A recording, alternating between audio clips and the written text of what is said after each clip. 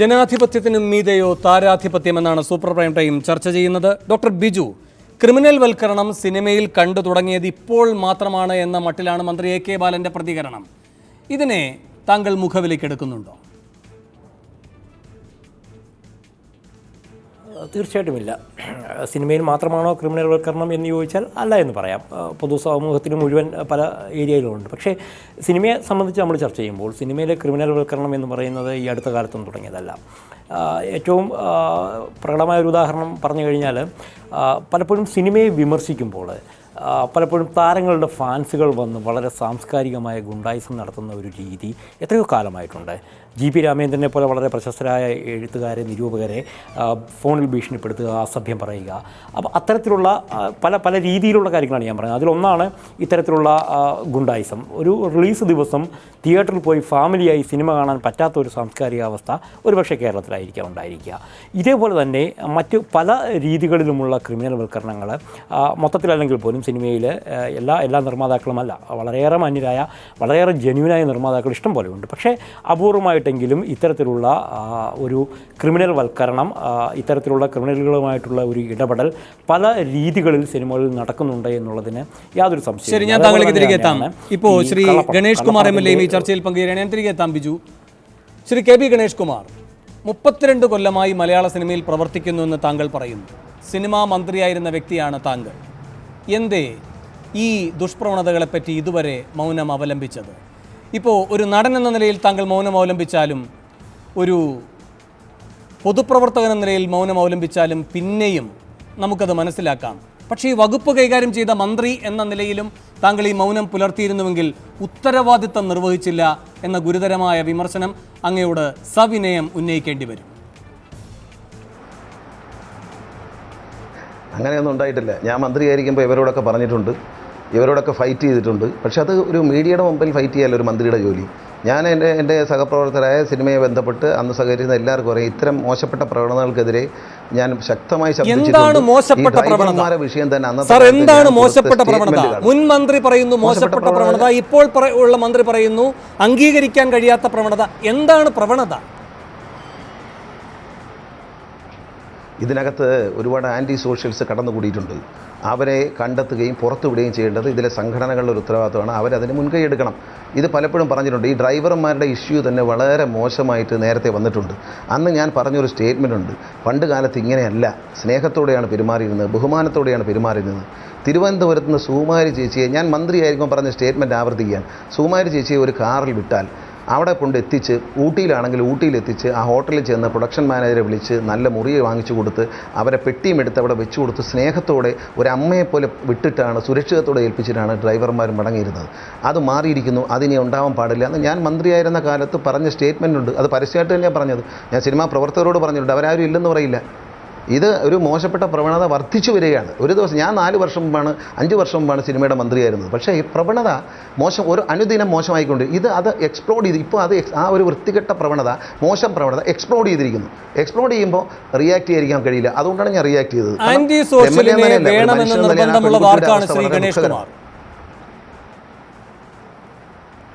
അത് ഇതിനകത്ത് ഒരു 3% ആൾക്കാരുണ്ട്. ഇതിനകത്തൊരു 3% ആൾക്കാരുണ്ട്. അവർക്ക് ഇതിനകത്ത് സിനിമയ്ക്ക് പുറത്തുള്ള ബിസിനസ്സുകളുണ്ട്. പലിശയ്ക്ക് കൊടുപ്പ്, പലിശയ്ക്ക് എടുപ്പ്, മയക്കുമരുന്നിൻ്റെ കച്ചവടം, ഇതെല്ലാം വളരെ വ്യാപകമാണ് സിനിമയിൽ നിന്ന്. കൊച്ചി കേന്ദ്രീകരിച്ചുള്ള സിനിമയിൽ ശ്രീ SN സ്വാമിയെപ്പോലുള്ള ആളുകൾ സിനിമ കൈകാര്യം ചെയ്യുന്ന കാലത്തുള്ള ഡിസിപ്ലിൻഡ്, പരസ്പരം റെസ്പെക്റ്റുള്ള, സ്നേഹമുള്ള ഒരു SN സ്വാമി അവിടെ ഇരിപ്പുണ്ട്. അദ്ദേഹത്തെ ഞാൻ എൻ്റെ ജ്യേഷ്ഠനെ പോലെയാണ് കാണുന്നത്. അദ്ദേഹത്തെ എനിക്ക് TV യിൽ കാണാം. ഞങ്ങൾ തമ്മിൽ ഇന്നും സ്വാമിച്ചേട്ടാന്നേ വിളിക്കത്തുള്ളൂ. ആ സ്നേഹമുണ്ട്. ഇരിയ അത് ഞാൻ മന്ത്രി ആയിരിക്കുമ്പോൾ ഞാൻ സ്വാമിച്ചേട്ടാന്നേ വിളിക്കത്തുള്ളൂ. എന്നെ ഗണേശാന്ന് വിളിക്കാൻ ആ സ്നേഹമുണ്ട്.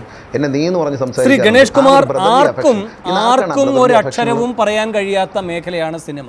താരാധിപത്യമാണ് അവിടെ ഉള്ളത്, ജനാധിപത്യം അവിടെയൊട്ട് ഇല്ലാതാനും. അങ്ങനെ വരുമ്പോൾ ഈ 3% ഇങ്ങനെ സ്വകാര്യ കച്ചവടവും അതിന് വേണ്ട തരത്തിലുള്ള ഈ പറയുന്ന സാമൂഹ്യ വിരുദ്ധരുടെ കൂട്ടും ഒക്കെയായി ഇങ്ങനെ സ്വതന്ത്രമായി വിഹരിക്കാൻ കഴിയുമോ?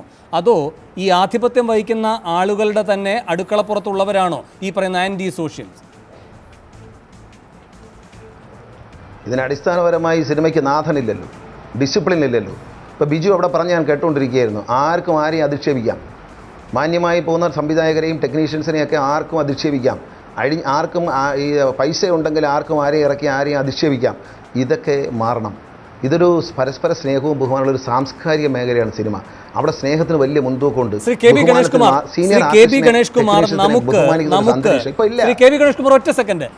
സാമൂഹ്യ വിരുദ്ധർ നാം ഒരു വിഭാഗത്തെ അങ്ങ് മാറ്റി നിർത്തുകയാണ്, അങ്ങനെ പേരിട്ട് പ്രൊഡക്ഷൻ എക്സിക്യൂട്ടീവ്, ഇതിന് ഉത്തരവാദിത്തമുള്ള കുറേ ആളുകളെന്ന് പറഞ്ഞ് വെക്കുകയാണ്. ഈ പ്രൊഡക്ഷൻ എക്സിക്യൂട്ടീവാണോ മലയാള സിനിമയുടെ സുരക്ഷിതത്വം ഉറപ്പാക്കേണ്ട വിഭാഗം? അതെ, അവരാണ് കൈകാര്യം ചെയ്യുന്നത്. ഈ പ്രൊഡ്യൂസ് അത് താങ്കൾക്ക് അതിനെപ്പറ്റി അറിയണം. കാരണം പ്രൊഡക്ഷൻ എക്സിക്യൂട്ടീവാണ് ഒരു പ്രൊഡക്ഷൻ്റെ കൺട്രോൾ. ആരെ ഡ്രൈവറായിട്ട് വയ്ക്കണം, ആരെ വെക്കണം, പ്രധാന ടെക്നീഷ്യൻ, ക്യാമറമാൻ, എഡിറ്റർ, റൈറ്റർ എല്ലാം ഡയറക്ടർ തീരുമാനിക്കും. പ്രൊഡക്ഷൻ എക്സിക്യൂട്ടീവിന്റെ ജോലിയെ പറ്റിയല്ല ഞാൻ ചോദിച്ചത്. പ്രൊഡക്ഷൻ എക്സിക്യൂട്ടീവാണ്. പ്രൊഡക്ഷൻ എക്സിക്യൂട്ടീവ് അല്ലല്ലോ ആന്റി സോഷ്യൽ ആയിട്ടുള്ള ആളുകളെ ഇതിലേക്ക് റിക്രൂട്ട് ചെയ്യുന്നത്. അപ്പോൾ ഇപ്പോൾ അങ്ങ് തന്നെ പറഞ്ഞു, സംഘടന രണ്ടായി പിരിഞ്ഞ ഘട്ടത്തിൽ സംഘടനാ ബലം കൂട്ടാൻ വേണ്ടി സാമൂഹ്യ വിരുദ്ധരെ അകത്തേക്ക് കൊണ്ടുവന്നുവെന്ന്. അതും പാവം പ്രൊഡക്ഷൻ എക്സിക്യൂട്ടീവ്സ് ആണോ ശ്രീ ഗണേഷ് കുമാർ? കൊണ്ടുവന്നു. അല്ല, കൊണ്ടുവന്ന സംഘടനാ നേതാക്കൾക്ക് പങ്കുണ്ട്. 2 സംഘടനകൾ പിരിഞ്ഞപ്പോൾ അതിനകത്ത് ബലത്തിന് വേണ്ടി 2 കൂട്ടരും സാമൂഹ്യ വിരുദ്ധരെയും ആൻറ്റി സോഷ്യൽസിനെയും ക്രിമിനൽസിനെയും പ്രവേശിക്കാൻ യാതൊരു സ്ക്രീനിങ്ങും ഇല്ലാതെ പ്രവേശിക്കാൻ അവസരം കൊടുത്തു. വന്നവരെല്ലാം ആൻറ്റി സോഷ്യൽസും ക്രിമിനൽസും അല്ല.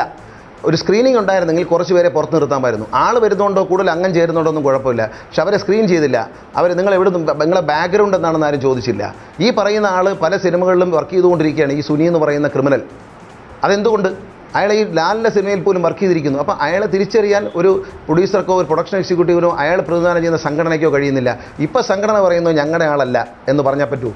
അത് പറ്റത്തില്ല. എൻ്റെ വീട്ടിൽ ജോലിക്ക് നിൽക്കാൻ ആളെ കൊണ്ടിരുന്നു. അവരാരാണെന്ന് അറിയാൻ എനിക്ക് ഉത്തരവാദിത്തമില്ലേ? എൻ്റെ ഡ്രൈവർ ആരാണെന്ന് അറിയാൻ എനിക്ക് ചുമതലയില്ലേ? ഞാൻ അറിയണ്ടേ അയാളുടെ ഫാദർ ആരാണ്, മദർ ആരാണ്, എവിടുന്ന് വരുന്നു, ആ പയ്യൻ്റെ പശ്ചാത്തലം എന്താണ് എന്ന് അന്വേഷിക്കാതെ ആരെയും വിളിച്ചങ്ങ് ഡ്രൈവറാക്കുമോ? ഞാൻ ഇല്ലല്ലോ. അങ്ങനെ ചെയ്യാൻ പാടില്ല. അങ്ങനെ ചെയ്യുന്നതാണ് സിനിമയുടെ കുഴപ്പം. അങ്ങ് പറയുന്ന പ്രകാരമാണെങ്കിൽ സംഘടനയുടെ ശക്തി കൂട്ടുന്നതിന് വേണ്ടി ആളെ കൂട്ടി, അംഗസംഖ്യ കൂട്ടി, അങ്ങനെ വന്നപ്പോൾ സ്ക്രീൻ ചെയ്യാതെ കുറേ കുഴപ്പക്കാരും ഇതിലേക്ക് കടന്നു വന്നു. ശരി, ഒരു കുഴപ്പക്കാരനകത്തേക്ക് കടന്നു വന്നു, അവന് കുഴപ്പം ചെയ്യാനുള്ള സാഹചര്യം ഉണ്ടാക്കുന്ന ഒരു സംവിധാനം കൂടിയായി സിനിമ നിൽക്കുന്നില്ലേ? അതിൻ്റെ ഉത്തരവാദിത്തമോ? അപ്പോൾ താങ്കൾ പറയും ഒരു 3% എന്ന്. ഇതൊക്കെ അരൂപികളുടെ മേഖലയാണോ? സംഘടനയുടെ തലപ്പത്തുള്ളവർ സ്ക്രീൻ ചെയ്തില്ല, അതുകൊണ്ട് കുറേ ആന്റി സോഷ്യൽസ് കയറി വന്നു, 3% കുഴപ്പക്കാർ. ഒരു കാര്യം വേണു ആഗ്രഹിക്കുന്ന ഒരു കാര്യം ഞാൻ പറഞ്ഞുതരാം. ഈ സംഘടനയുടെ തലപ്പത്തിരിക്കുന്നവർക്ക് ചില പ്രൊട്ടക്ഷനൊക്കെ ആവശ്യമുണ്ട്. മറ്റേ ആളുടെ ഭാഗത്തുനിന്ന് എതിരാളിയിൽ നിന്നൊരു അറ്റാക്ക് വരുമെന്ന് പ്രതീക്ഷിക്കുക. അവരൊക്കെ ഒരു അറ്റാക്കും വരില്ല. രാഷ്ട്രീയത്തേക്ക് എനിക്കറിയാം ഒരു അറ്റാക്കും വരത്തില്ല. ആ അറ്റാക്ക് വരുമെന്ന് പ്രതീക്ഷിച്ച് ആ അറ്റാക്കിനെ നേരിടാൻ വേണ്ടി ഇവിടെയും സന്നാഹം ഒരുക്കുകയാണ്. അവിടെയും സന്നാഹം ഒരുക്കും, ഇവിടെയും സന്നാഹം ഒരുക്കും. ആ സന്നാഹം ഒരുക്കലിൻ്റെ അൾട്ടിമേറ്റ് റിസൾട്ടാണ് ഇപ്പോൾ നമ്മൾ കണ്ടുകൊണ്ടിരിക്കുന്നത്. തെറ്റെന്നാണ് അത് തെറ്റെന്നാണ് അന്നും ഞാൻ പറഞ്ഞിട്ടുള്ളത്, ഇന്നും ഞാൻ പറഞ്ഞിട്ടുള്ളത്. സിനിമയ്ക്കുള്ള സംഘടനകൾ, സാങ്കേതിക വിദഗ്ധരുടെയും ആർട്ടിസ്റ്റുകളുടെയും സംഘടനയ്ക്ക് ഒരു ഡിവൈനിറ്റി ഉണ്ട്, ഒരു സാങ്ക്ടിറ്റി ഉണ്ട്. അത് നഷ്ടപ്പെടുത്തരുതെന്നേ ഞാൻ അന്നും പറഞ്ഞിട്ടുള്ളൂ. അന്നും നിങ്ങളോട് പത്രങ്ങളോടൊന്നും പറയാറില്ലെങ്കിൽ ഞാൻ അങ്ങനെ ചാനലൊന്നും ഇന്നിപ്പോൾ ഇങ്ങനെ വിഷയം വന്നുകൊണ്ട് പ്രത്യക്ഷപ്പെട്ട അല്ലെങ്കിൽ ഞാൻ നിങ്ങളുടെ ഒന്നും ഒരു പരിപാടിക്കും വരുന്നില്ല. എൻ്റെ സാങ്ക്ടിറ്റി നിലനിർത്തുന്നത് ഞാൻ കിട്ടാറുമില്ല, വരാറുമില്ല. കാരണം എനിക്കതിൽ ഇതൊരു വിഷയം, ഒരു സിനിമയായിട്ട് ബന്ധപ്പെട്ട വിഷയം. ഞാനൊരു കാര്യം പറഞ്ഞു, അതിനെ നിങ്ങൾ സീരിയസ് ആയിട്ട് എടുത്തു, അത് സീരിയസ് ആയിട്ട് നിങ്ങൾ ചർച്ച ചെയ്യാൻ അറിഞ്ഞുകൊണ്ട് ഞാൻ അല്ലാതെ ഞാൻ വരത്തില്ല. ഇതിനകത്ത് ഇന്ന് ചർച്ച ചെയ്ത് അവസാനിപ്പിക്കാൻ പാടില്ല. ഞാൻ ഒരു കാര്യം കൂടി പറയാം. ഈ സിനിമാ നടിയുടെ മാത്രമല്ല, കൊച്ചിയിൽ കേരളത്തിലുള്ള അനേകം സ്ത്രീകൾ ഇതുപോലെ ട്രാപ്പുകളിൽ പെട്ട് വിഷമിക്കുന്നുണ്ട്. പോലീസ് പറയാൻ ഈ കുട്ടി താമസിച്ചിരുന്നെങ്കിൽ ആ കുട്ടിയും ഇതൊരു ബ്ലാക്ക് മെയിലിങ്ങിന് ഇരയാവുന്നു. അനേകം സ്ത്രീകൾ ബ്ലാക്ക് മെയിലിങ്ങിന് ഇരയാവുന്നുണ്ട്. അവരോട് എനിക്കൊരു അഭ്യർത്ഥന, പോലീസിനോട് പറയുക, സന്ധ്യ മേഡത്തെ പോലുള്ള IPS ഉദ്യോഗസ്ഥരോട് നിങ്ങൾ പറയൂ, നിങ്ങളുടെ വിഷമം നിങ്ങളെ രക്ഷിക്കും എന്നാണ് ഞാൻ വിശ്വസിച്ചത്. പോലീസിന് അവരെ രക്ഷിക്കാൻ കഴിയും ഈ വലയിൽ നിന്ന്, ഈ ബ്ലാക്ക് മെയിലിങ്ങിൻ്റെ വലയിൽ നിന്ന്. ഇത് സിനിമയുടെ മാത്രം വിഷയമല്ല. വേണു അങ്ങനെ നമ്മളതിനെ ഒരു വേലിക്ക് ഒതുക്കേണ്ട, നമുക്കൊന്ന് വിശാലമായിട്ട് വേണു ഇത് കൈകാര്യം ചെയ്യുക നിങ്ങൾ മാധ്യമങ്ങൾ. കാരണം എന്താ പറയുക, ഒരുപാട് സ്ത്രീകൾ വളരെ അബദ്ധം പറ്റിയിട്ട് പെട്ടുപോയ ഒരുപാട് സ്ത്രീകൾ പലതിൻ്റെയും പേരിൽ ഫേസ്ബുക്കിലൂടെയൊക്കെ ഈ സുനിയെ പോലുള്ള ക്രിമിനൽ, ഈ സുനി അടക്കമുള്ള ക്രിമിനലുകളുടെ വലയിൽ വീണവരുണ്ട്. നിങ്ങൾ രക്ഷപ്പെടാൻ വേണ്ടി മാധ്യമങ്ങൾ സഹായിക്കണം, അവരെ പോലീസ് സഹായിക്കണം എന്ന് മാത്രമേ എനിക്ക് പറയാൻ. ശ്രീ കെ ബി ഗണേഷ് കുമാർ, അങ്ങ് ഇന്ന് പറയുകയുണ്ടായി സിനിമാ മന്ത്രി എന്ന നിലയിൽ പ്രവർത്തിക്കുമ്പോൾ സഹപ്രവർത്തകരോട് ഈ കാര്യങ്ങളെല്ലാം പറഞ്ഞുവെന്ന്. എന്നിട്ടും നന്നായില്ല എങ്കിൽ ഇന്നും ഒരു സിനിമാ മന്ത്രി പറയുകയാണ് തെറ്റായ പ്രവണതകളുണ്ട്, അതില്ലാതാക്കുമെന്ന്. എന്താണ് പുതുതായി ചെയ്യേണ്ടത്? അങ്ങ് ചെയ്യാതെ പോയ എന്ത് കാര്യം പുതുതായി ചെയ്യപ്പെടണം? AK ബാലൻ വളരെ സിൻസിയറായിട്ടാണ് അത് പറഞ്ഞത്. എനിക്ക് അദ്ദേഹത്തിൻ്റെ മനസ്സിൽ തട്ടി അദ്ദേഹം ശക്തമായ ഭാഷയിലാണ് അദ്ദേഹം പറഞ്ഞത്. പക്ഷേ അദ്ദേഹം കൂടി മനസ്സിലാക്കേണ്ടത്, ഞാൻ തുറന്നു പറയാം, സിനിമാക്കാരല്ലേ, ഇതൊന്നും നടക്കില്ല. ആരും യോജിക്കില്ല, ആരും പറഞ്ഞാൽ അനുസരിക്കില്ല, ഇതിന് നാഥനില്ല, ഇതിനൊരു ലീഡർഷിപ്പില്ല, ഇത് അപ്പം കാണുന്നവനെ അച്ചാന്ന് വിളിക്കാവുന്നൊരു പഴയ പഴഞ്ചൊല്ലുണ്ട്. അങ്ങനെയുള്ള ആളുകളാണ് കൂടുതലും ഉള്ള കാര്യം അങ്ങ് പറയാമല്ലോ. അത് ഇവരെ നന്നാക്കാൻ വേണ്ടി ഞാൻ ശ്രമിച്ചതാണ്. ഒരു സിനിമയിൽ 32 വർഷത്തെ പരിചയമുള്ള ഞാൻ സിനിമാ മന്ത്രിയായിട്ട് ഇവരെ നന്നാക്കാനും സിനിമാ ഇൻഡസ്ട്രിയെ രക്ഷപ്പെടുത്താനും ശ്രമിച്ചു. അന്ന് ലിബർട്ടി ബഷീർ വന്നു. ലിബർട്ടി ബഷീറിൻ്റെ പേരും പറഞ്ഞ് അവരുണ്ടാക്കിയ ശല്യം കൊണ്ട് അന്ന് സിനിമയെ രക്ഷിക്കാൻ പറ്റിയില്ല. സിനിമയിൽ അച്ചടക്കം ഉണ്ടാക്കണം, പ്രൊഡക്ഷനിൽ ചിലവ് കുറയ്ക്കണം, വണ്ടികളുടെ എണ്ണം കുറയ്ക്കണം, ഞാനിതെല്ലാം പറഞ്ഞിട്ടുണ്ടെന്ന് പ്രൊഡ്യൂസർ അസോസിയേഷൻകാർ പറയും. അവരോട് ചോദിച്ചു നോക്കൂ, സുരേഷ് കുമാറിനോടോ വിജയകുമാറിനോടോ ഒക്കെ ചോദിക്കുക. ഞാനിതെല്ലാം ചർച്ച ചെയ്തിട്ടുണ്ട്. നിങ്ങൾ ചിലവ് കുറയ്ക്കണം, സിനിമയുടെ ഒരു ഡിസിപ്ലിൻ ഉണ്ടാവണം, സിനിമയുടെ ഷൂട്ടിംഗ് സ്ഥലത്തെ ഡേറ്റ് കുറയ്ക്കണം, സൈസ്, ഇതെല്ലാം ഞാൻ പറഞ്ഞ കാര്യങ്ങളാണ്. ഇപ്പോൾ അടൂർ ഗോപാലകൃഷ്ണൻ കമ്മീഷൻ, ബിജുവിനൊക്കെ അറിയാം, അത് വായിച്ച് കാണാം. അടൂർ ഗോപാലകൃഷ്ണൻ കമ്മീഷൻ കൊടുത്തെങ്കിൽ റിപ്പോർട്ട് ഞാൻ മന്ത്രിയായിരുന്ന കാലത്ത് പറഞ്ഞ കാര്യങ്ങൾ തന്നെയാണ്. അത് ബിജുവിനൊക്കെ അറിയാം. അവരെന്നോട് ഡിസ്കസ് ചെയ്തിട്ടുണ്ട് ബിജുവൊക്കെ പലപ്പോഴും. അക്കാര്യങ്ങൾ ഫെസ്റ്റിവലിനെ കുറിച്ച്, സിനിമയെ നല്ല സിനിമയെ കുറിച്ച് കാര്യങ്ങളാണ് പറഞ്ഞത്. എന്ത് ചെയ്യണം? അല്ല, ശ്രീ എ കെ ബാലൻ പറഞ്ഞത് കുറ്റവാളികളുടെ കാര്യത്തിൽ കർശനമായ നിലപാടെടുക്കും. സിനിമയിൽ ഈ ഊരുവിലക്കുകൾ ഞാൻ അദ്ദേഹമായിട്ട് സംസാരിച്ചിട്ടുണ്ട്. സിനിമയിലെ ചില ആളുകളെ അങ്ങ് ബഹിഷ്കരിച്ച്